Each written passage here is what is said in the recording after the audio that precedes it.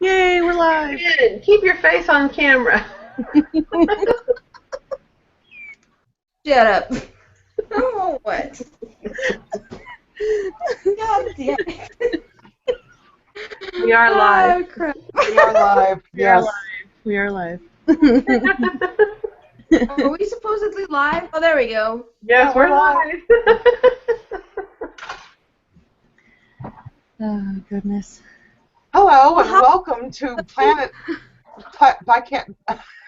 Hi, and welcome to Planet Pathlings. This is where we do the Q&A for the week, and we were talking about elements this week. And so, yeah, if you have any questions or anything, just go ahead and type them in the chat, and we will answer them. Today we have with us Blue Whisper, and we have Magibella, and Reagan, who is hosting the channel on the Planet Pathlings account, and myself, who is Spin Pixie. So, yeah, so what do you guys want to talk about first? Not everybody all at once now. Do the talkies!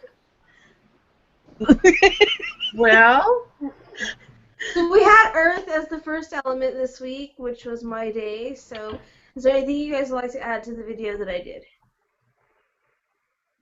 Add anything to Jeez, the video. gosh. It's already uploaded. All of y'all, one person at a time. Calm your tits.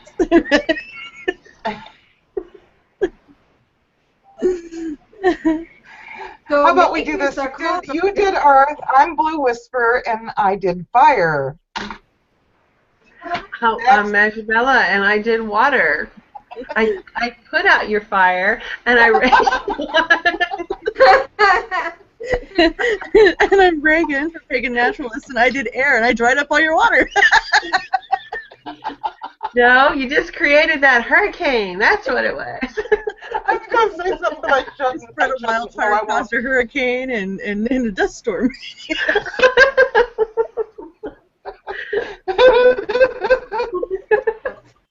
We have just way too much fun, don't we? Yes. Well, okay, so on mine, I realized that I didn't give the astrological signs that were associated with water. Neither did I. So that was Cancer and Scorpio and also Pisces. So that was one thing I left out. And what was another? Well, for Earth, the astrological signs are Capricorn, Virgo, and Taurus. Right. And then fire is Leo and Sagittarius and Aries. The narcissist. Yeah. Yes, the narcissist. Yeah, for air, it's Gemini, Libra, and Aquarius. Yes. You said that like a question. Are you not sure? Is And it some of the elementals, we didn't really get into the, I didn't really get into the elementals. I kind of just really touched on them in the intro, but I figured maybe, I don't know, we would do something more extensive with the elementals, because some signs have more than one correspondence. Earth alone has like 5 or 6 different correspondences or more. Some correspondence are shared amongst, like something that's normally thought of as being an air tool could also be a fire tool at the same time. Well, in regard to elements, those are usually different. Like I don't know any elements that actually share. Elementals that actually share elements, except for maybe dragons. If you do the draconic magic. Yeah. Well, I think the important thing, like for me personally, is with correspondences in general, is like I was saying in my video, you can go and look it up everywhere, and they give you the list. Something else. Do I have feedback? No, I think you do. Yeah, I'm hearing it. Okay, hold on. But oh, I hear it. Hold on. Do you have YouTube open up in the background? I have it muted. me see. Well, I have an interesting thing. I got this information off of the Order of the White Lion a long time ago. And on each of the elements, it'll tell you the archangel correspondence, and it also tells you the elemental, and also tells you the king of that elemental that stand with the archangel when you're working in that element. And Oh, so, huh? So So, that's interesting. yeah, so if you start with Earth, because Finn started the week out with Earth, it is Uriel or Ariel, depending, because there's controversy on how you say or pronounce the name. And he is one of the 4 great archangels, and he's the master of the powers of law. So, but it's the, let's see, on the elemental earth, the king is called Gabi, and his kingdom lies in the forests and pastures of the land, for he is the lord of the elemental earth, and resides with the animals under the jurisdiction of the archangel Ariel, his master. Whenever Ariel is called upon for protection, Gabi stands silently in the shadows beside him, to a solid, static figure waiting to do his request. Together, they direct and control landmass, plants, stability of the world on which all live. It is said that by those with experience that Gabi is a solemn, shadowy being with wary eyes and sharpened crystal and delicate clothes of plaited fern, sewn with glistening dewdrop webs by busy elfin hands.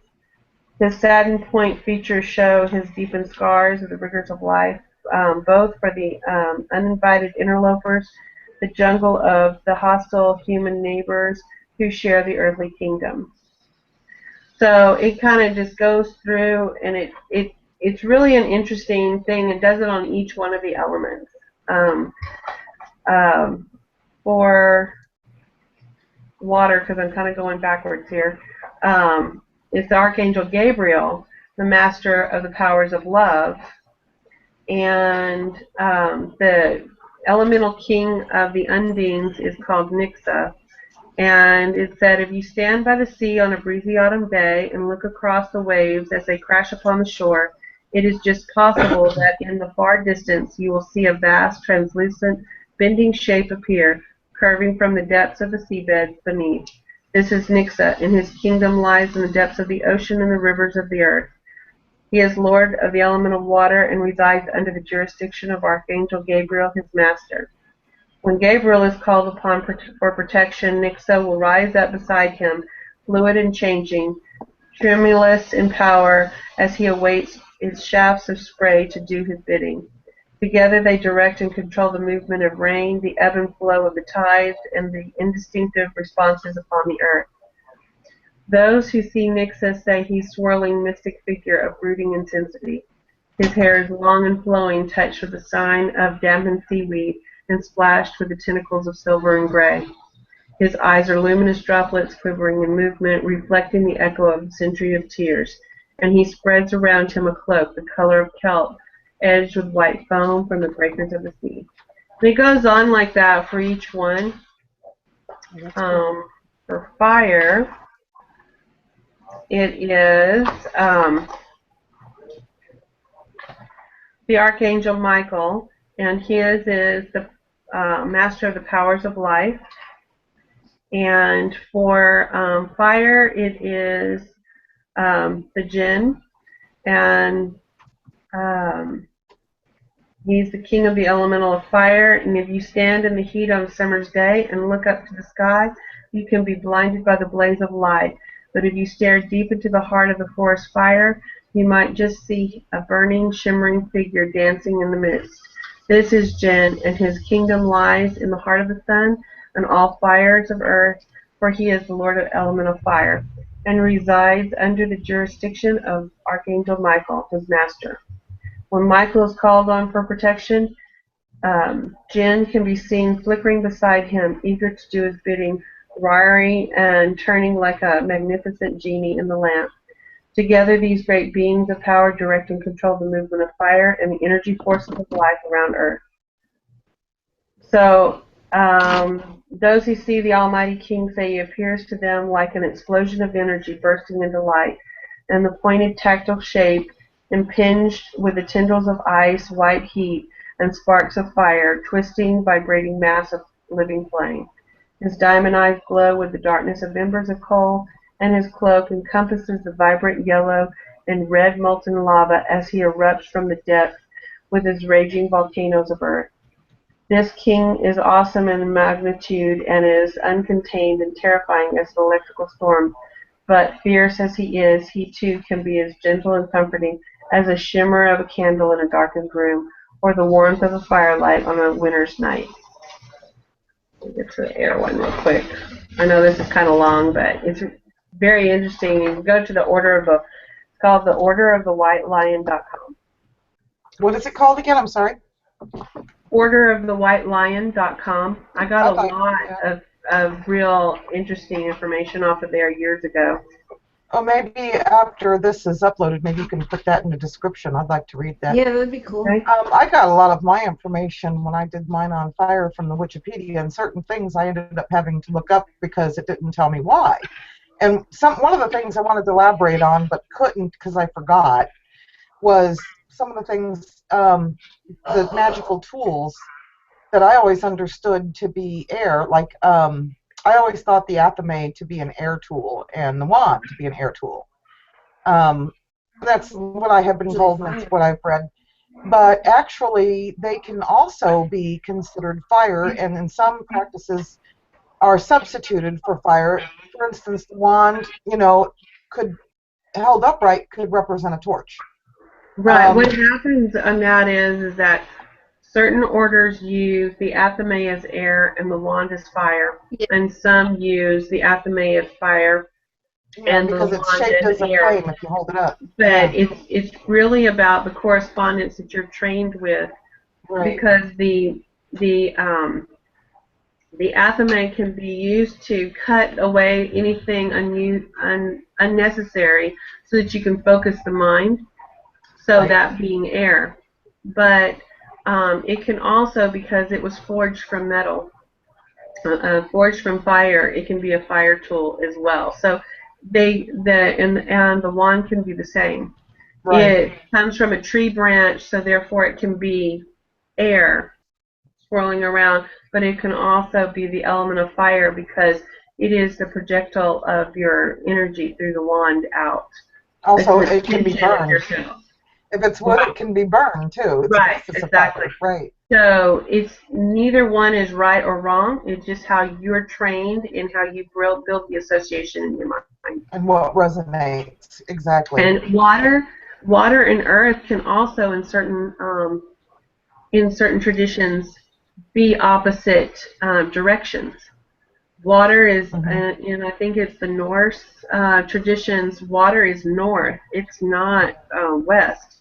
And its color is not blue. It's either black or white, and like for snow or for the dark of winter. So it can be, it's neither one, and earth is in a different direction.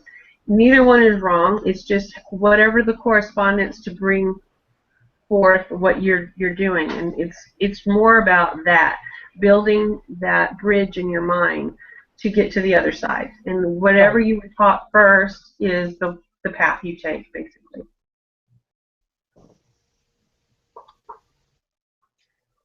Yeah, that's a lot of really good information from the website, so we can put it in the description. But also, if we can, if there's like stuff to print out, we can also put it in the Planet Pathlinks group. Well, there's lots of stuff to print out. I included the link. I added the link to the description of our weekly chat, and I just put elements on Order of the White Lion. Good. Nice.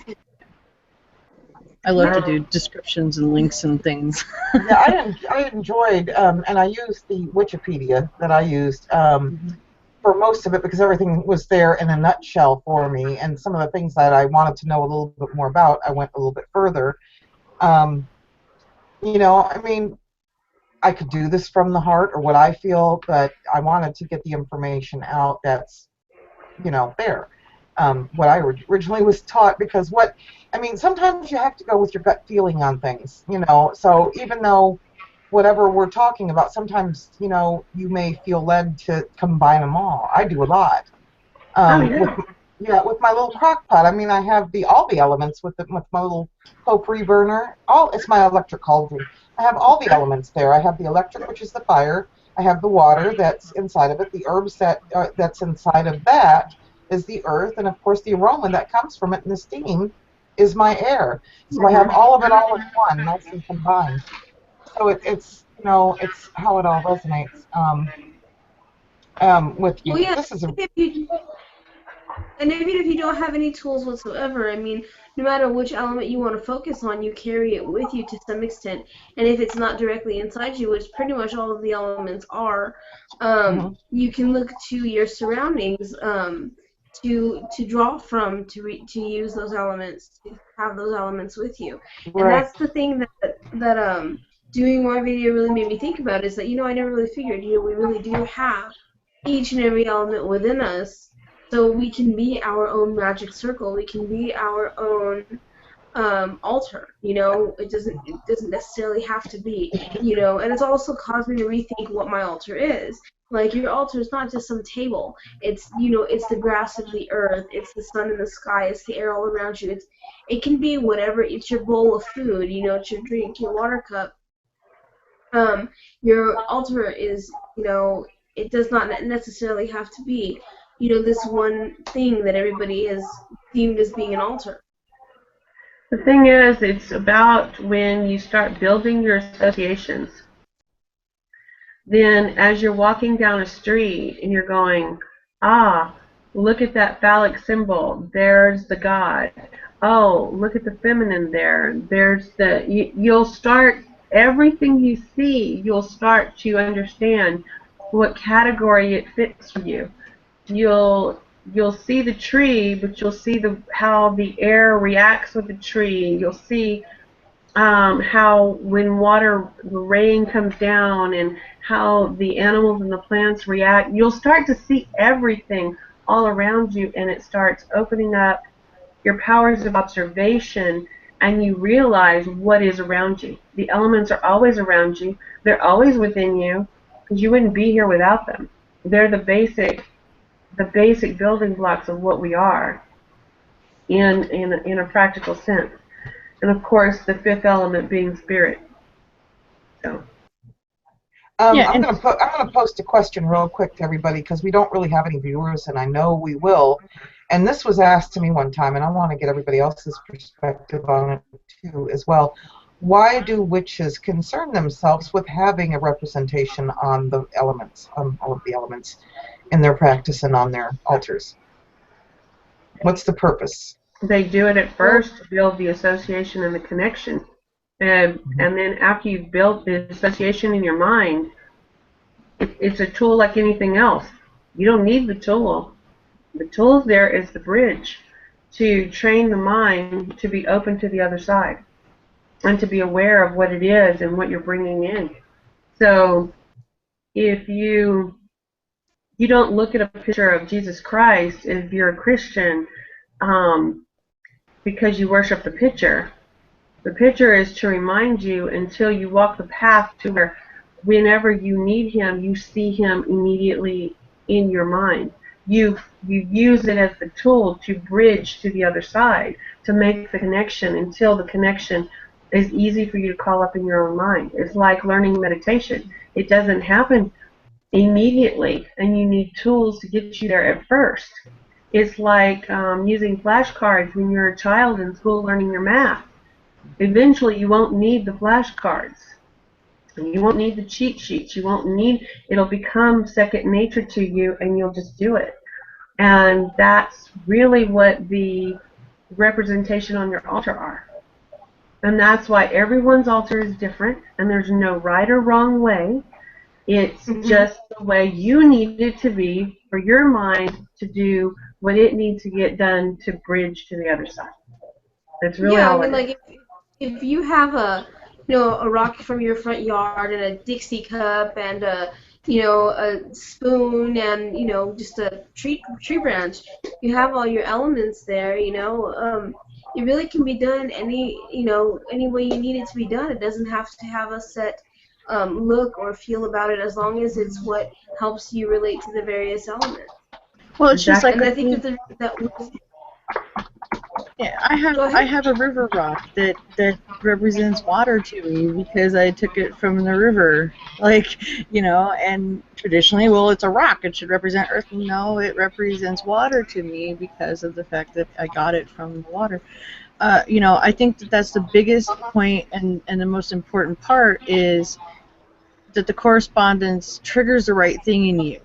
I mean, because if it's not like ringing true and it's not the proper representation of that thing, it's not your mind isn't going to open up to that element. Exactly. I've had that problem in group uh, rituals where they were using things that didn't quite jive with the way that I practice being eclectic, so it didn't really work for me as well as it should have, because I was just like, well, it kind of feels like not right. The energy's not quite there because I'm not seeing in my mind what I should be, I just associated need with to these items. I just need to interrupt a moment. I just got a message on Facebook. Our loyal viewer tried to send a question through on the chat on YouTube, and it's not letting her. It's open. It should. There's no reason why it shouldn't. Okay, maybe she's on the wrong place. Maybe she's on the wrong one. Let me send it to her again. Hang on. Okay, so I have a question for everybody, because it has called to mind for me, these things while I was doing my video. What are your favorite correspondences for Earth? Like, when you think of Earth, like what is the first first correspondence that pops up into your mind? Salt or sand. I'm sorry, what was the question? When you think of Earth, what is the first correspondence that pops up into your mind? Sand. Tree. For me, it's the Archangel Ariel and the Pentacle. For me, it's the pentacle, and it's also grass.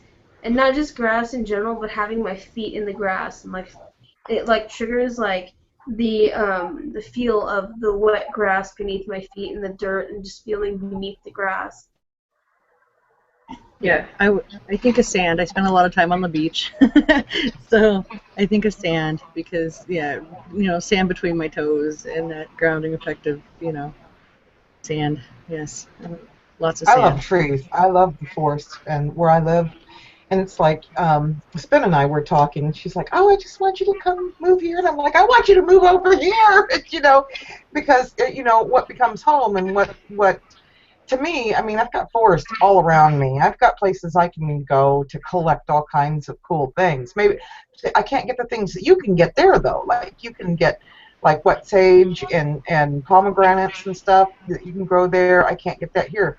But I can get sassafras, buckeyes, and, I mean, dandelions. Oh, there's a wealth of, ginseng. I mean, there's just a wealth of things in these forests here for me, and it's just like, I left the forest once, and it beckoned me. It called me back, and I could never leave my forest again. Yes, it's fine. I've laid claim to it. I'm the resident witch of southeastern Ohio now, and it's my forest. They should name it Blue Whisper National Forest, not Wayne. And that's my thing about, like, out here, going out to the dry lake bed. Like, that is just amazing to me. And, we used to go out and camp out there all the time. And we have a monthly drum circle that they hold out there as well. And it's just open, and there's just nothing, but there's so much at the same time. And I like trees. I like, I've lived all over the country, and I've found, I've called a lot of places home, but when it comes down to it, I always end up back here. I've tried so hard to get out of the desert, but I always end up back here because this just feels like home to me, I love the desert. I absolutely love the desert. Heat and all. I'll make all the hell jokes, and but when it comes down to it, it's where I'm comfortable. Well, when you said what comes to my mind when I hear the element of earth, I'm always going to call upon my archangels first. But that's because every single day I walk with a circle of protection around me, and it's my archangels that are my visual for that. So when I'm driving in a car, when I'm going anywhere, I always carry that protection around me. So always Earth is going to be the north for me, and it's always going to be the Archangel Ariel there. And so that just is always going to be my first thing I think of. Now, if you're talking about like being in nature or whatever, then it is. I would prefer to be by a river, so I would prefer to be in the hill country of Texas. However, I live by the beach, so there is nothing like the power of the ocean but my feet grounded in the sand. So where you're feeling all of the power of the emotion of water, but at the same time you can be grounded in the element of sand as you're holding on. But living so close to the water all the time, and for a time there, I would have to travel over our big bridge to go to Portland to work a store over there. And every day the water had a different mood to it. And so I would just call it basically the many moods of water. And it had every emotion that humans have. It had. And I noticed that it was a calming effect on me no matter what emotion the water had on me. It was connected to me. But there were times when all I wanted to do was stop my car and get out and put my feet in the sand that was very close to the freeway going over the water.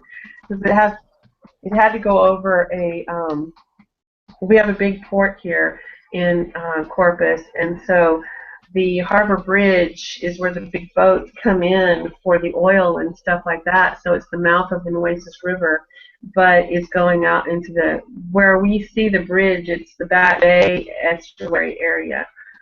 And so the element of earth is always going to be connected to water to me because of where I live.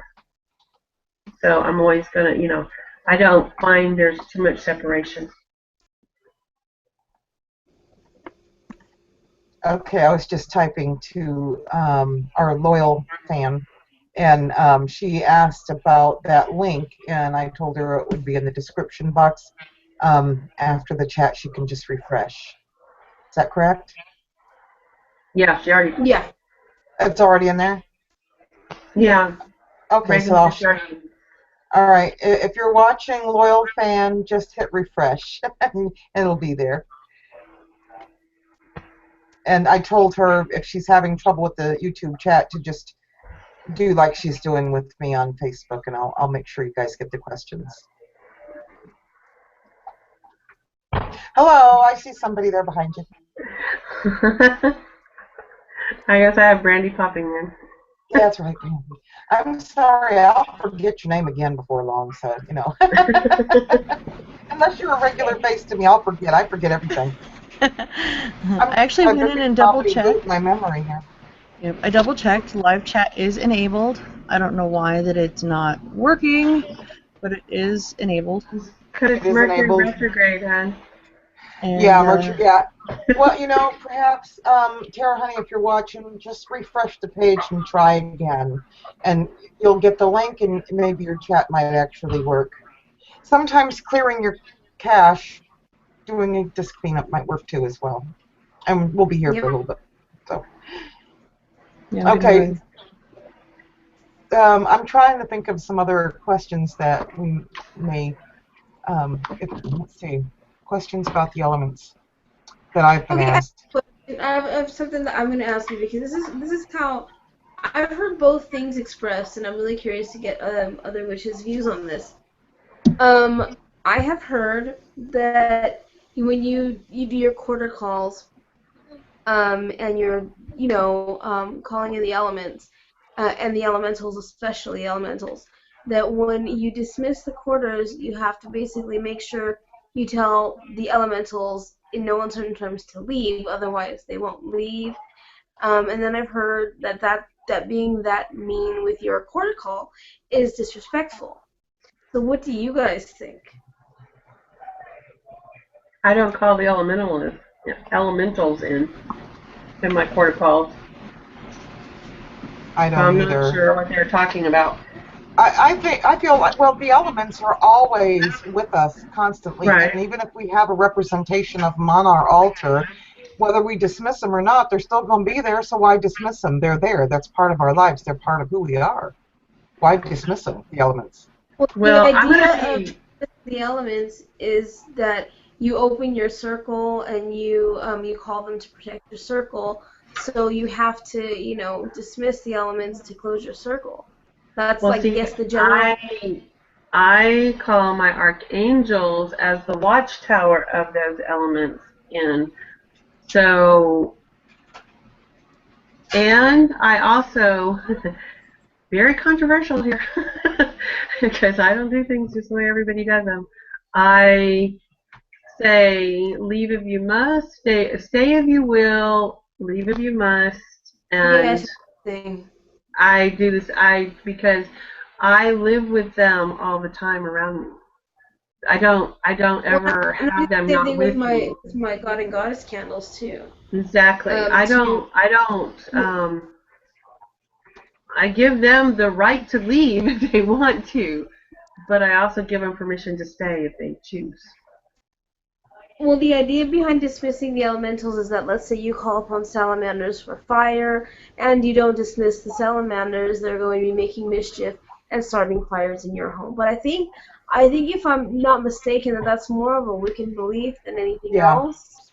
And then I don't call salamanders in when I call my quarters. I think you shouldn't ever bring anything into your circle that you can't get rid of or don't want. That one. You're going to have to deal with anything that you call into your practice, period, whether it's in your circle or not. Anything you never manifest anything you can't banish, or don't know how. Don't bring something in. If you're not sure what you're doing, don't bring it in. That's different than your deity, I think. I think your deity is more of a personal relationship. And I'm kind of the same on that. I don't really dismiss anything. I've been told I have to, and I'm like, why? If they want to be a part of my life, they can. Dismissing them, it's not like I'm calling them into a classroom like I'm the teacher and now, okay, I'm done with you, now you may go. I want them to stay in my life and be a part of my life and a part of my world. So I really do. I agree. I think that's more Wiccan than witch. That's more of a religious thing. When you have a personal relationship, it's up to you and what resonates and what feels right. And you're supposed to do what you instinctively, intuitively, what you feel you're supposed to do. I mean, it's like, well, we've talked about this before. It's like, okay, sometimes you don't even have to go to your altar. Make your altar wherever you are and just stop and say, Goddess, help me. And so if I feel like if I'm dismissing everything that I bring into it that I want in my life all the time, I want the elements there all the time, I want my spirit with me all the time, then to me that's almost unwelcoming. That's my personal view. And I want them to be welcome to come and go as they please and to watch over me and be a part of my life and direct me as they see fit, rather than me just dismissing them and just calling them when I think I need them, but allowing them to come to me just like my goddess came to me. I didn't ask for her to come. She came to me, and that was sort of a lesson to me. It's like, if I'm doing certain magic works, I can call upon certain deities, I can call upon certain elements or whatever to make my magic, but as far as relationship, that's different than just calling up something to do magic. Okay, so for those of you that don't dismiss your circle, I see personally, I cut my circle, I close my circle, I deactivate my altar, and the reason that I do that when I'm not using it is because I don't, I'm out there, my face is out there, my practice is out there, and not, everyone who watches me doesn't always have my best intent, my best interest at heart. and may want to throw a little something my way. So I want to make sure that I deactivate what I'm doing after I'm done with my workings, so as to sort of allow my protection to come up, or to just not have my altar be hit or whatever. Do you guys follow anything around I that? understand what you're saying, but how I do it is that my archangels are as in this, the way these people present it. The archangels are the master of the elements, and therefore, because they're there for my protection, there's nothing about the elementals that are going to do anything that's going to cause me harm. They're not going to run amok, because they are fully under control of a very personal relationship I have with my archangels. Now, not everybody uses archangels in their practice. I do, I like it, and it's worked very well for me. Well, I'd like to say, as far as closing the circle, I pity the fool that would be trying to get into my magic, because my archangels, my protections are always there, and it will be backfired very quickly on them. So I don't have to do anything. It is just the way I've set my magic up for the last 25, 30 years, and that's the way it'll backfire. It will backfire on the person who tries to do that. Yes, some people don't have your best interest at heart, but some people mess with things that they don't fully understand, because they only look at it from their perspective, not from how other people work their magic as well. Every time you dabble in someone else's magic, you may end up with a backlash that you know. Well, yeah, because I know that my methods of protection are very unconventional. So. Exactly. So yeah. And I think you kind of have to make. Go ahead. Go ahead. I was just going to say, when you were talking about, inviting spirits and different things into your circle, I thought in dismissing them, to me, there's a separation between dismissing your spirits or your elements or whatever and closing your circle. When I'm done with ritual, when I'm finished with whatever I'm doing at my altar, if I did cast a circle, then certainly I do want to close that circle. But that doesn't mean I'm closing off my spirits or elements that's in my life. I just wanted to clarify. Right. That's how I view it. But and I got a question. I declare my circle open, but yet unbroken. Exactly. Yeah. Stay if you will, leave if you must. Okay.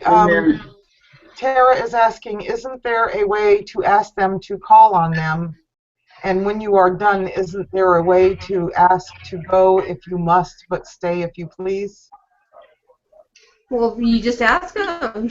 That's what I did. If you must stay. Yeah, that's. Stay if you will, leave if you must. The circle is now open, but yet unbroken. Right. Yep. I end my ceremonies every time that way. Yeah, and that's how most of the group ones are done as well. I imagine you'll figure out what's wrong with chat by next week, right? Yeah, I don't know what's going on for some reason. If anything, we can attach a Twitter account to it or something where people can ask questions there, or on Facebook, because if I can't get it fixed for some reason, there's a privacy setting issue. I logged in on my phone on the on my Pagan Naturalists, and I can't comment on the live stream. It won't let me. It says it failed.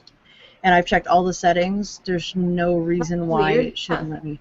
But I can. There's Mercury retrograde. Yeah. So. Or just the settings are a little too security settings are a little too high up.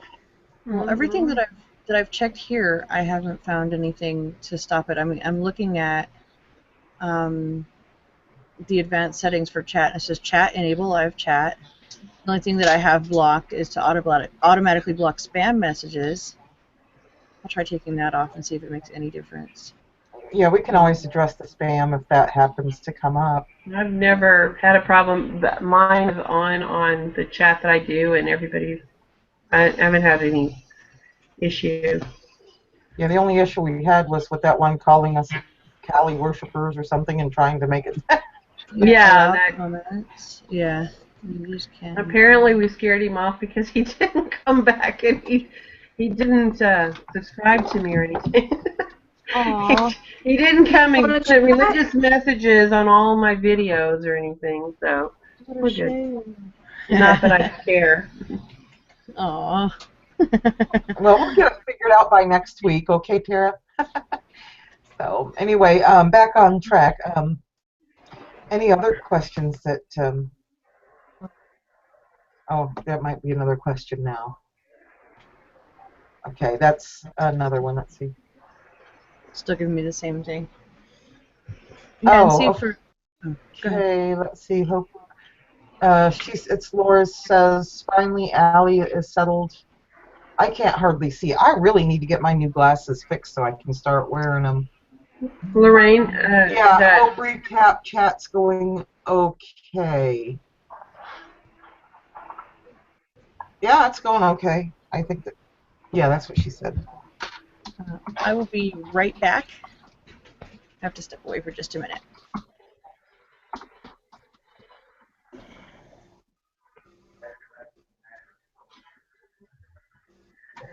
I just said yes, it's So- fine, thanks. any other questions? I was Pathling questions out there. Does anyone think like a pathling? think like a pathling. Here's something. I want to challenge you guys to each take a picture of your altar, but not just the way it is now.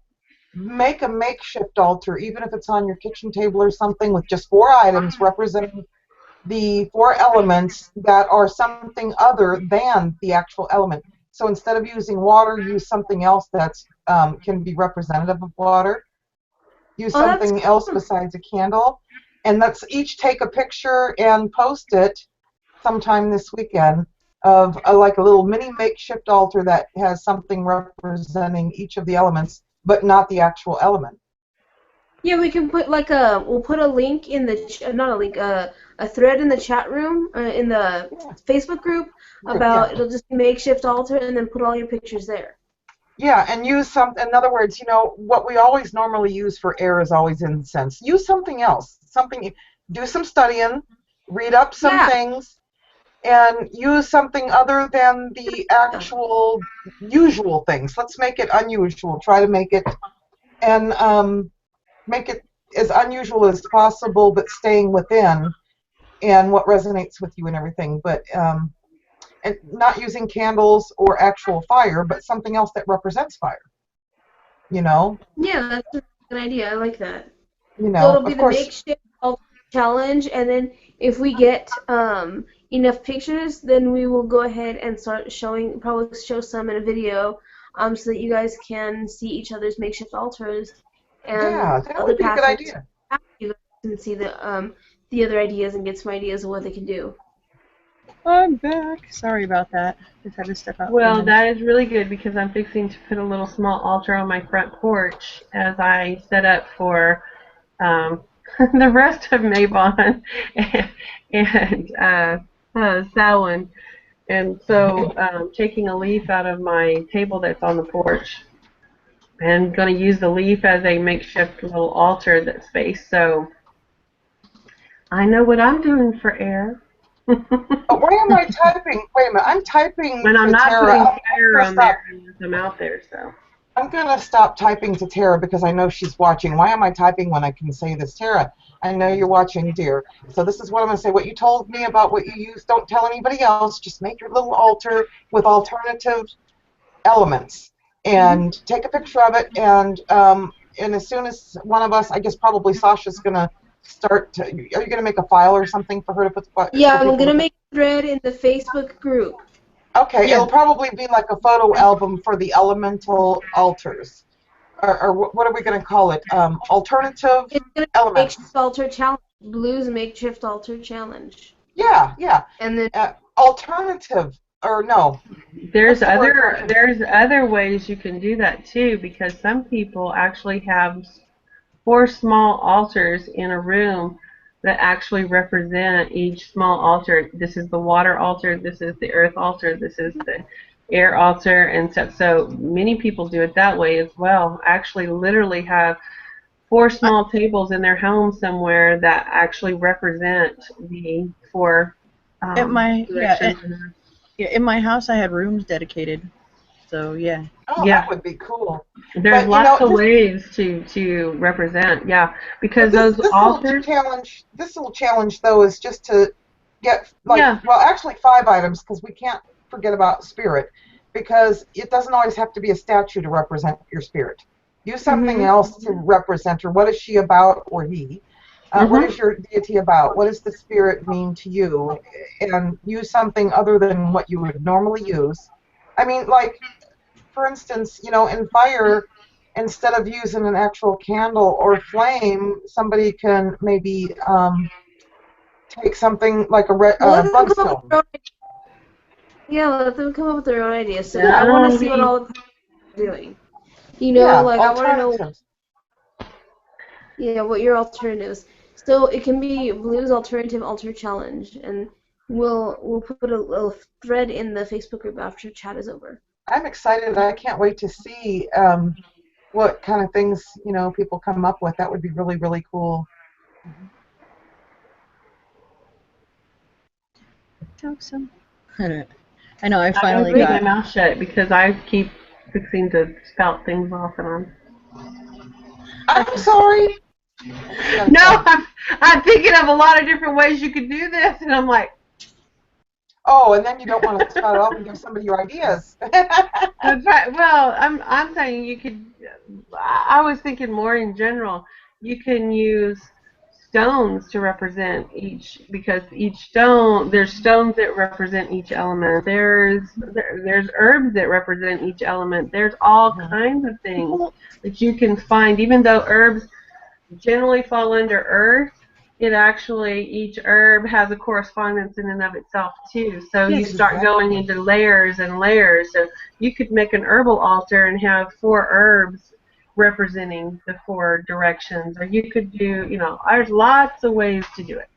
Lots and lots and lots of ways. I'd like to see how creative some people, because I mean, I've been seeing all these altars on YouTube and let me show you my altar videos and everything like that. And some of them are really cool, and some of them are really extravagant, almost to the point of wow, you make me feel ashamed of myself. But the thing is, it can be as simple as 5 stones. It can be as elaborate as, there's no end to the elaborate, but it can be as simple as 5 candles. It could be as simple that are color coordinated to the elements. It can be all kinds.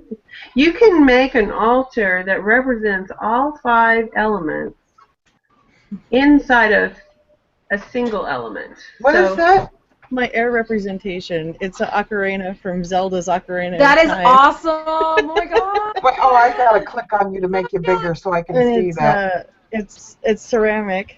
Here, but what does it say? Yeah. Sound good? I was thinking about buying one off of eBay, but I haven't. I can't play it for crap. Oh, it's got a nice tone to it. Oh my god, it sounds good! Oh my god, I have to get one now. I was trying to figure out what it was. I thought it was like, is that something you put incense in? Is that one thing you put tea in it or something? It's an instrument. And if you go on YouTube, there's a whole bunch of people that have uploaded videos of playing ocarinas, but that is my wind representation, and I got that. It didn't cost me a red cent. I got that through Reddit gifts. But I did a gift exchange, and that was my Secret Santa gave me that. But that's the thing, is thinking outside the box. And then if you are in a position where you don't have a lot of resources or a lot of space, even if you just go and get a little tea light, with a little glass holder for each element. I mean, you can make it as basic or as whatever as you can. And like I said, I mean, I have a rock that represents water to me. You don't have to. People, I mean, if you're. And your frog, air. Yeah, and I'm totally spacey. I'm all about an air element. So I spew forth. Well, yeah, I mean, you can. Okay, so say you're in the element of water, and so you have a seashell that you can hold up to your ear, and you can hear. Hear the ocean in it. That would be. It would be what you hear, and that would also be air. Yeah, I have my goldfish, and he goes glub glub. But he is a representation of water because he is a little goldfish. Yeah, And I yes, mean, Tara, that's you on can my. use color. Yes, Tara, you can use color Well, and yeah, you can get 5 different glass containers, and you can take Elmer's glue and some food coloring, and you can paint the glass and make it look like sea glass, and pop a tea light in there, and now you've got every color represented. There's your elements that way. That's Elmer's glue and some food coloring, and who doesn't have 1,000 little glass things, Yeah, you you can know, use recycled baby food jars or something, everything, or little yeah. jars, spice And now all of a containers. sudden they're very pretty. They look like sea glass, but yet now they represent all the colors.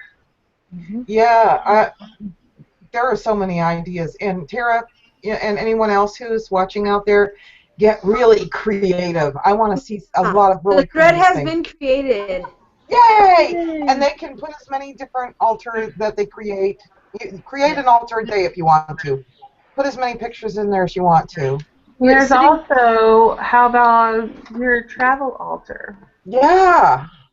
Because you can have like a little pocket altar, You can that's do those in a very vintage. matchbook. Exactly. Or like the little Altoids tins. Mhm. They're perfect, or the bigger size one. And I even have my my Ouija board one. Oh, that's cool. Huh. I think that's a good idea. That challenge is a really good idea. I can't wait to see them. And we're going to have to probably have a special chat day just to show off some of the pictures and talk about them. Well, we can do a video. I mean, we can do a video of the photos that we get for the challenge. Yeah, we can even include it in a chat because I can set it up as a slideshow in our live chat even. Yeah.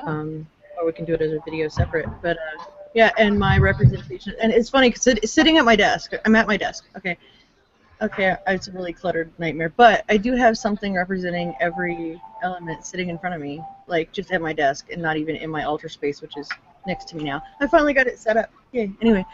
But and it's really funny because my just going, okay, just what does, when I look at something, what do I think of? You know what I mean?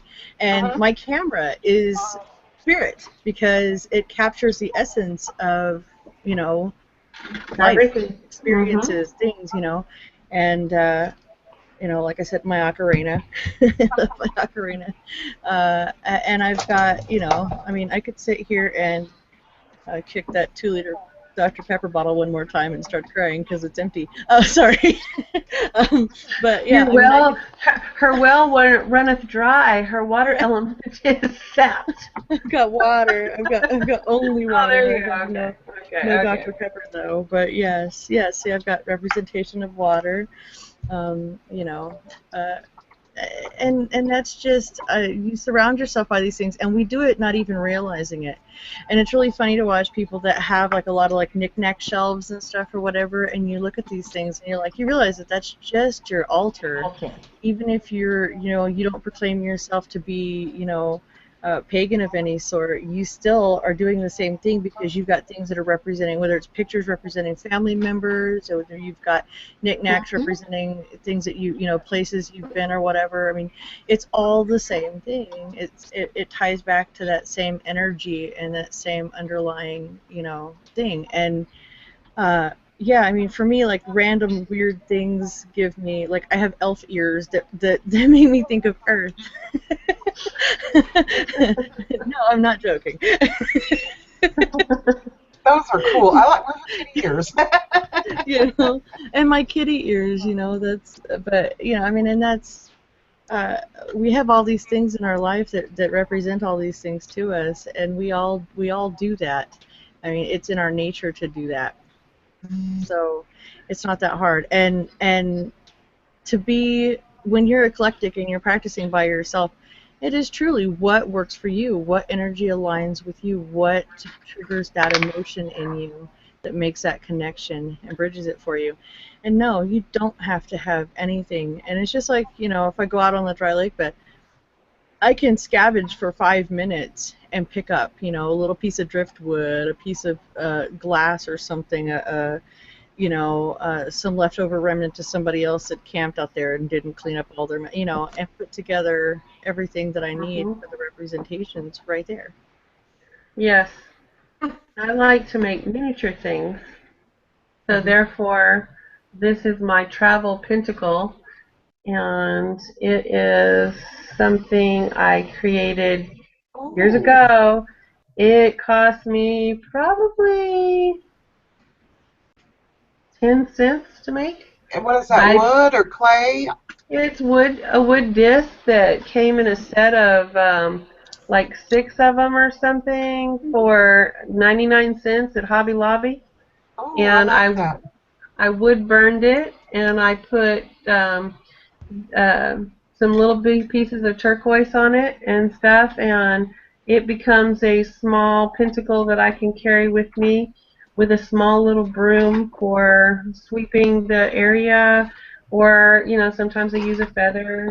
There's lots of representations, lots of them, but I like making little things, so I've made all my pentacles. I don't like the store-bought ones. Yeah. But you don't even need to get like that. A terracotta plate, and you just draw a pentacle on it, or draw a pentacle in the earth. If you're outside, just draw a pentacle in the dirt. You don't have to have anything. Well, and that's the thing. It's like with me, I have a lot of the traditional tools because either, like I said before, I've in other videos and stuff, I've traded them, I've got them for free, I've got them cheap, I found them, I've dumpster dived them, whatever. I have no shame when it comes to that, because why not? But at the same time, when it comes down to it, that stuff it's cool, it's nice to look at or whatever, and and they're tools that I use, but at the same time, I can just as easily do the same thing with nothing. Exactly. I don't have to.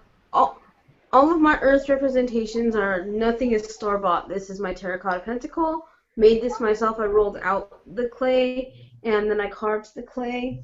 Hold that up again, everything. I have a tree branch that I use, and a rock. Everything that I have that is earth is store-bought, or is homemade, not store-bought. I think it means more when you make your own stuff. Can I see your pentacle again? I didn't click on you fast enough.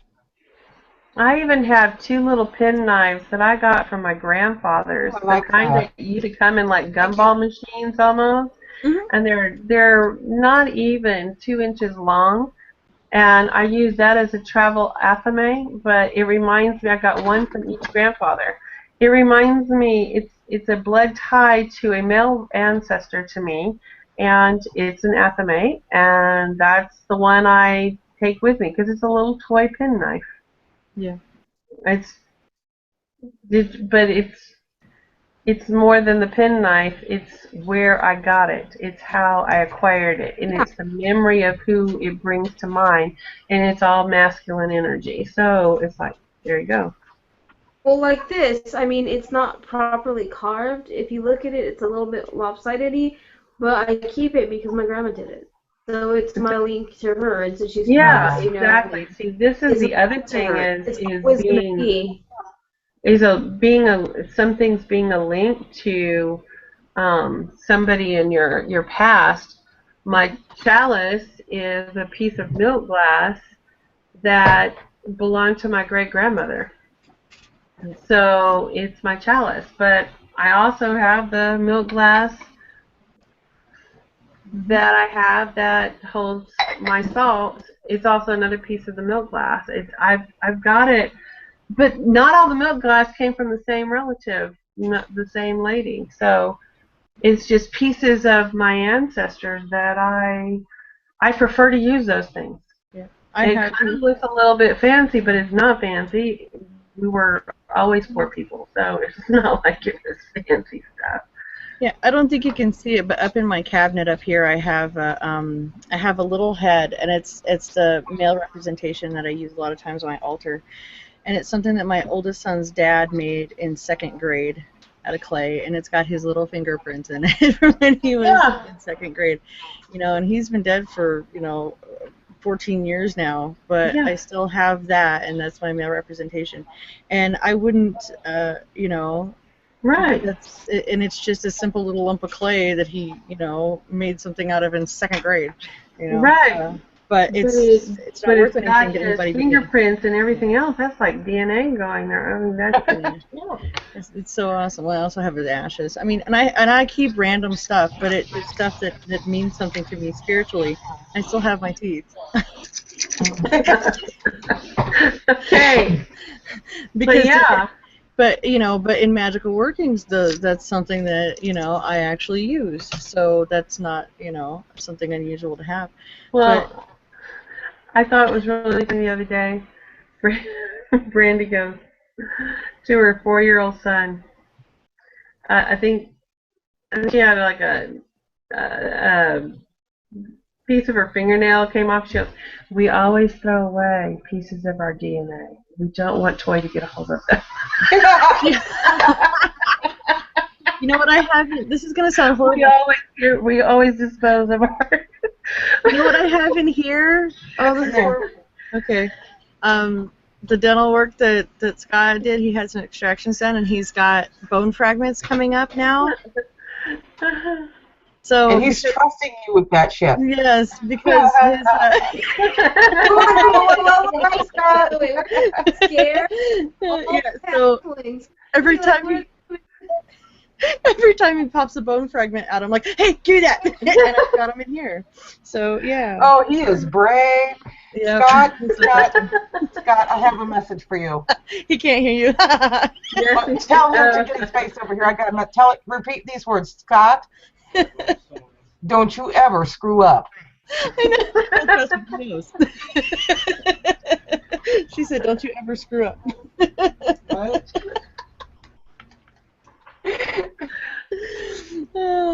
Well, I thought it was hilarious that she was teaching her son to pick up his DNA so that I wouldn't get a hold of it.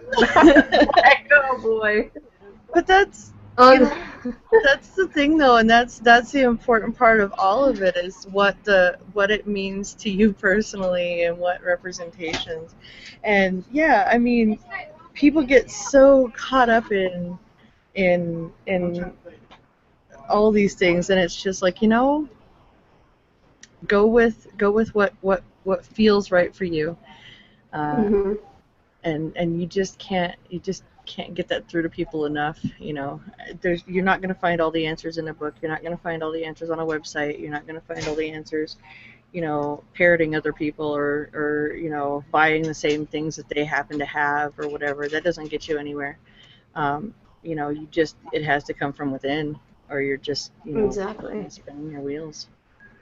Yes, I have nothing on here from the dollar store, Dollar Tree, except for I love these little metal trays that you can get at the Dollar Tree, and I put my burning candles on them so that the wax goes on them instead of my altar cloth. I have something of my mother's. My mother and I don't get along the best, but she is still my mother, even though sometimes I don't want to remind myself of that. I have. Can you read that? Or is Oh, Yellow Rose of Texas. Yeah.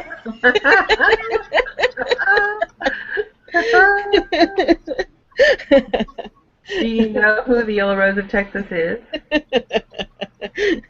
Oh my God. No, but I remember the song. Okay, because it's not a flower. No. Oh no, I know that. Yeah, Okay. no, I remember the song. Yes. Oh my goodness, but yeah, she. I have that, and every time I look at that, I think of my mother. There's times when I want to throw it out the window, but. But I don't, because even though I'm a jerk sometimes, I still respect her. So we're about an hour in, so does everybody want to do like parting thoughts on elements and stuff so we can wrap this chat up? Yeah, we can do that. Yeah, and you know, even though this is our first wrap up, I'm thinking that we should probably next week, you know, have our next week's idea ready for the next wrap up so we can announce what we'll be doing the next week. Well, we do. We have the next week's wrap up. Oh, Oh, that's right. I'm supposed to do something. Okay. Oh yeah, you are. You're going to have to refresh my memory because I think I've got, okay, I'm having a brain fart. You need to get out of the fire element and back into the air element. But Why? You want me to be an airhead now? no, I want you to remember what you're supposed to do. I'm an airhead, but I'm an intellectual airhead. I think, oh, origins. Okay, never mind. Got it. Yes. So, yes, for next week, our topic Okay. is... Oh, yeah. That's right. Okay. Yeah, so next week we'll be discussing magic, correct? Okay, Spin. So Yeah, we're discussing magic next week, and we got some pretty heavy topics for you guys. So, Blue, what is your topic? The origins, I think. Or no, the origin, no, I forget. Cultural origins of magic. The what? Cultural origins of magic. Cultural, that's right, cultural origins, and I'm going to touch on that. They're giving me homework, now I've got to study. Yeah, and then mine is the psychosocial and philosophical views on magic. And mine is mythology and the archetypes. And mine is political, magic and politics. And then, of course, we have, October. yeah, what was hers? She's doing magic, fact, or fiction. Okay, because, I mean, I couldn't even remember my own, let alone somebody else's. Spins covering magic and politics, yes. Shut up. She's going to try to confuse me. Yeah, I have some work cut out for me this week. I'm going to have to study. Because, I mean, I know some, but it's, I mean, this whole thing, this channel isn't good for just helping other people and, refreshers for other people, but it's good for us, too, because we have to go back and refresh and learn new things, too. That's the wonderful thing that, you're always learning. Yeah. Well, and like I said, if we can't get chat figured out for before next week, I don't know what's going on with that. I'll take a look. It's probably just retrograde. But if there is an issue, then we can either set up something on Twitter or Facebook where people can ask questions and put the link in the description to the live chat. That's not a problem. I can do that much. I got that part down.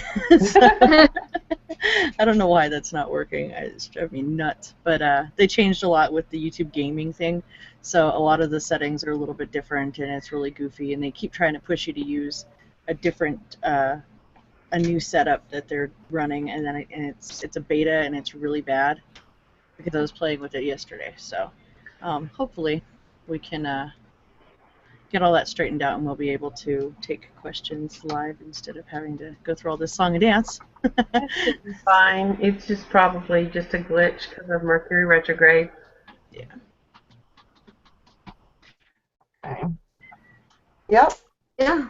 So that is the wrap up for this week, and hopefully we were able to give you guys some more information. Hope you participate in the alternative elements altar challenge thing, and we'll show some of your videos either next pictures. week or Pictures or videos. Yeah. Yeah, we'll show some of your pictures either in a video or we'll do it in chat next week, so that you guys can see each other's ideas and people who watch the channel who are not in the group can see what your guys' ideas and interpretations are and things of that nature. So, does anyone have any parting words? Have a great weekend. Yes. I would just like to say that when you're thinking of the elements, just think outside the box and realize that every part of your life, start making those correspondences. As you're washing the dishes, as you're looking out the window, you can start to see these things. And it's hard at first to think outside the box when you're first learning what corresponds with air, what corresponds with fire. But if you get past the anxiety of it and just relax, you'll start to understand, like Blue's electric cauldron that she has, the crock pot. That is a perfect example of thinking outside the box. It's all there. All the elements are always around you, and it's a matter of everything can be lumped into the categories. So, and if just like Braden's rock, it came from the river. It's a memory of the river for her. It's not a rock. So therefore, it's a perfect representation of water. It doesn't have to make sense to anybody else but you.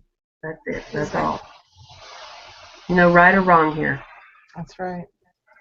All right, so we will see you next week. Bye, everybody. Bye-bye. Everybody.